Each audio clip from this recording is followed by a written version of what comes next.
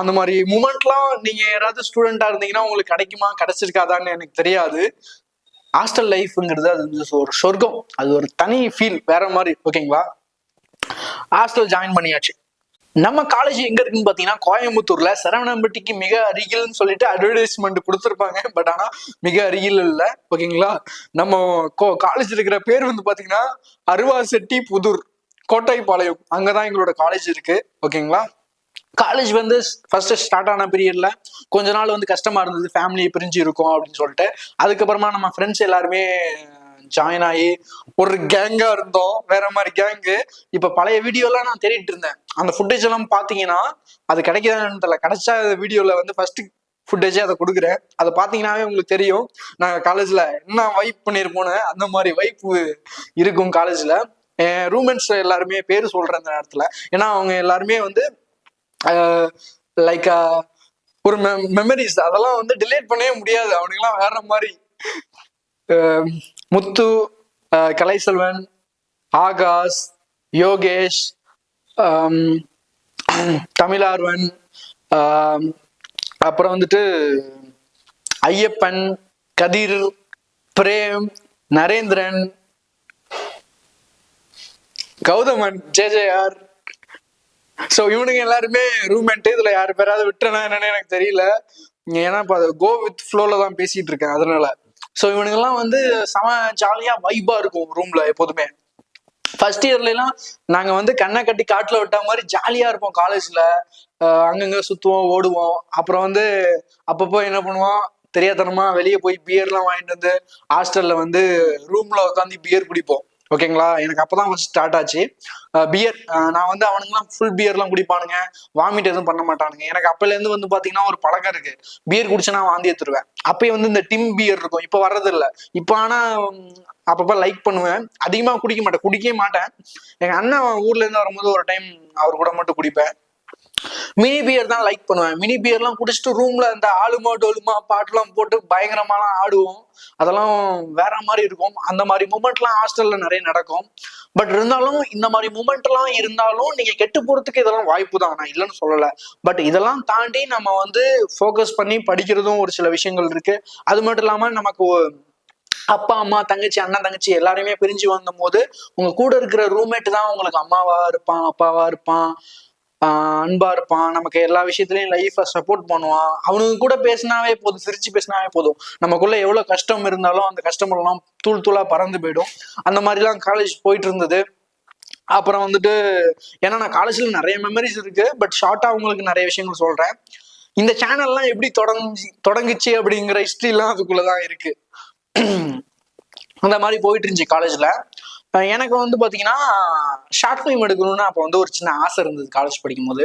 ஒரு college event வரும்போது பசங்களை வந்து கூப்பிட்டு வந்து உட்கார வச்சு அவனுங்களை டார்ச்சர் பண்ணி ஷார்ட் ஃபிலிம் எடுக்கணும்னு ட்ரை பண்ணுவேன். இது அந்த சேனல்ல ஃபர்ஸ்ட் வீடியோலாம் பாத்தீங்கன்னா அந்த ஷார்ட் ஃபிலிம் இருக்கு, விவசாயத்தின் மறுமலர்ச்சி இளைஞர்களே அப்படின்னு சொல்லிட்டு. அது ஒரு காமெடியான short film, beginner short film. அந்த அளவுக்கு எதுவும் எஃபெக்டிவாலாம் இருக்காது, பட் காமெடியா இருக்கும். அதை பாத்தீங்கன்னா உங்களுக்கு சிரிப்பு 100% வரும். ஓகேங்களா, அந்த மாதிரி மூமெண்டா இருக்கும்.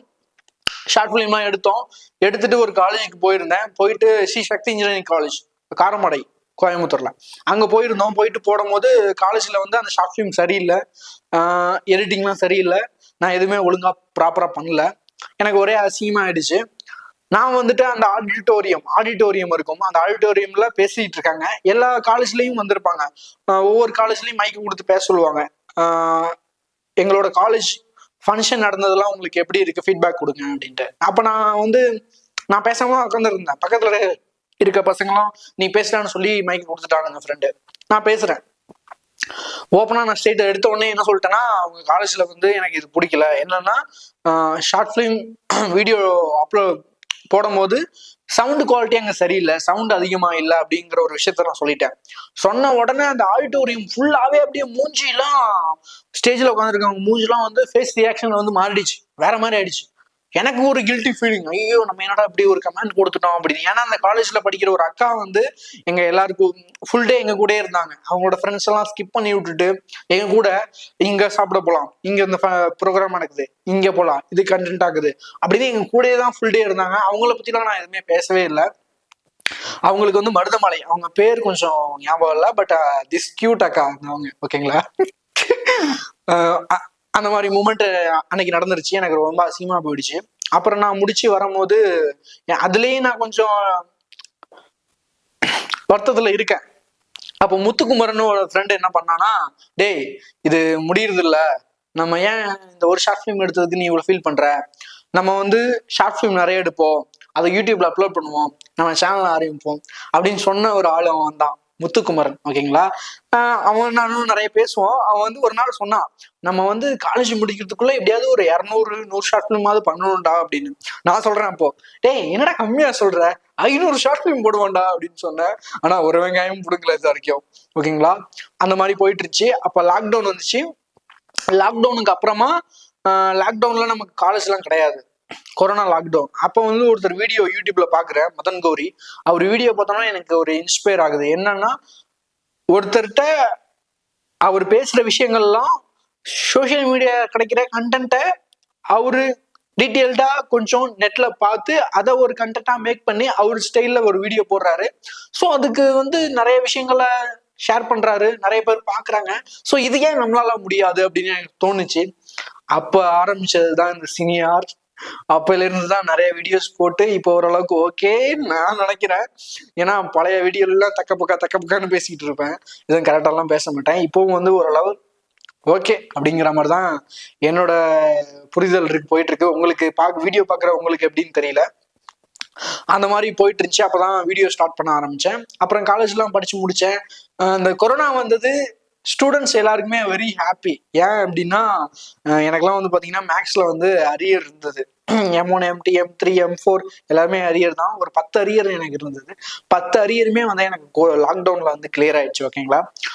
கிளியர் ஆயிடுச்சு. அப்புறம் காலேஜ் முடிச்சோம். காலேஜ் ஃபைனல் இயர் படிச்சுட்டு இருக்கும் போதே என்ன நடந்தது அப்படின்னா, அதுக்கு முன்னாடி நான் காலேஜ் படிக்கும் போது என்ன பண்ணிட்டு இருந்தேன் அப்படின்னா, நான் வந்துட்டு பார்ட் டைமா வேலை செய்ய போக ஆரம்பிச்சேன். ஏன்னா ஃபேமிலியில வந்து அப்பா அம்மாவுக்கு கஷ்டம் கொடுக்க கூடாது, நம்ம ஃபீஸ் கட்டுறது நம்ம எல்லாமே நம்ம பார்த்துக்கணும் அப்படின்னு சொல்லிட்டு நான் என்ன பண்ணேன்னா, ஸ்ரீ பாலாஜி பேக்ஸ் அப்படின்னு ஒரு கம்பெனி, அங்கதான் நான் போய் வேலைக்கு ஜாயின் பண்ணேன் பார்ட் டைமா. ஏன்னா எங்க ஊர்ல இருந்த ஒரு பையன் வந்து அந்த கம்பெனில வேலை செஞ்சுட்டு இருந்தான். அவன் மூலயமா தான் அந்த கம்பெனி தெரியும். அந்த கம்பெனில எனக்கு என்ன ஒரு ஃப்ரீடம் கொடுத்தாங்கன்னா, நீ எப்ப வேணா லீவ் கிடைச்சாவா வேலை செய், நான் உன்னைய பாத்துக்கிறேன் அப்படிங்கிற ஒரு ஃப்ரீடம் வந்து அந்த கம்பெனில எனக்கு கொடுத்தாங்க. ஸோ அந்த கம்பெனில செந்தில் குமார் அப்படின்னு ஒரு சார் இருக்காங்க.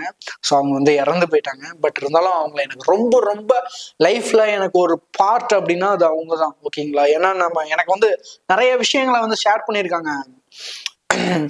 ஒரு கம்பெனியோட ஓனர், அந்த கம்பெனி வந்து பெரிய கம்பெனி இல்லை, பட் சின்ன கம்பெனி. பட் டேர்ன் ஓவர் பயங்கரமா பண்ணுவாங்க. சின்ன கம்பெனி தான், பட் டேர்ன் ஓவர் நிறைய பண்ணுவாங்க. பட் அந்த கம்பெனில அந்த சார் வந்து எனக்கு வந்து நிறைய விஷயங்களுக்கு வந்து லைஃப்ல பிராக்டிக்கலா இது இப்படிடா அப்படின்னு சொல்லி கொடுத்துருக்காங்க. அந்த மாதிரி விஷயங்கள்லாம் நல்லா இருக்கும், ஓகேங்களா. ஸோ அங்க பார்ட் டைமா வேலை செஞ்சு படிச்சுக்கிட்டு இருக்கேன். படிச்சு என்னோட ஃபீஸ் எல்லாமே கட்டிப்பேன். எனக்கு ஏதாவது பொருள் வேணாலும் கூட வாங்கிப்பேன். அந்த மாதிரிலாம் பண்ணிட்டு இருந்தேன். அப்புறம் காலேஜ் வந்து முடிச்சேன். ஃபைனல் இயர் முடிக்கும் போதே இன்டர்வியூ வந்தது. இன்டர்வியூ காலேஜுக்கு வந்தாங்க, அட்டன் பண்ணேன். உனக்கு வந்து இன்டர்வியூ நடக்குது, எல்லா பசங்களும் பயந்துட்டு இருக்கானுங்க, இன்டர்வியூ யார் ஃபர்ஸ்ட் போறது அப்படின்னு சொல்லிட்டு. நான் வந்து என்ன பண்ணாடே நான் போறேன்டான்னு சொல்லிட்டு நான் முதல்ல போயிட்டேன். பேசுறாங்க, கேக்குறாங்க, டெக்னிக்கலா ஏதாவது எலக்ட்ரிக்கலை பத்தி கேட்பாங்களோன்னு சொல்லி ஒரு பயம் இருக்கு. ஏன்னா நமக்கு டெக்னிக்கலா அவ்வளவு விஷயம் தெரியாது. சிம்பிளா தான் 2-3 கொஸ்டின்ஸ் கேட்டாங்க, ஆன்சர் பண்ணிட்டேன்.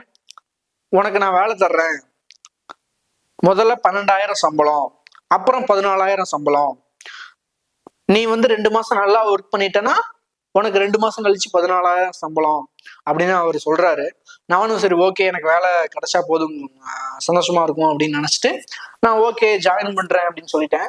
உனக்கு ஏன் நான் வேலை கொடுத்துருக்கேன் அப்படின்னா, நான் கேட்ட கேள்வி நீ ஆன்சர் பண்ணதெல்லாம் தவிர்த்து முதலா தைரியமா நீ வந்த எல்லா பசங்களும் பயப்படும் போது, அதனால நான் உனக்கு வேலை கொடுக்குறேன் அப்படின்னு சொல்லி ஒரு HR சொல்றாரு. ஓகேன்னு சொல்லிட்டு வேலைக்கு போறேன், வேலை பார்க்குறேன். வேலையில வந்து நிறைய சீனியர் இருக்காங்க, நிறைய இன்புட்ஸை வந்து நம்ம கொடுக்குறாங்க. நம்ம காலேஜ்ல படிக்க முடியாத விஷயத்த நம்ம பிராக்டிக்கலா வேலை செய்யும் போது தான் நம்மளுக்கு நிறைய ட்ரிபிளியை பத்தி நிறைய நாலேஜ் கிடைக்குது. அந்த மாதிரி நிறைய நாலேஜ் கிடைச்சிச்சு. நல்லா ஒர்க் பண்ணேன். ஒரு சில கட்டத்துக்கு மேல வந்து 14,000 வாங்கிட்டு இருக்க சேலரி வந்து பத்தல. ஸோ என்ன பண்ணலாம் அப்படின்னு யோசிக்கும் போது வெளியே வந்து இன்டர்வியூ அட்டன் பண்ணணும் அப்படின்னு தோணுது.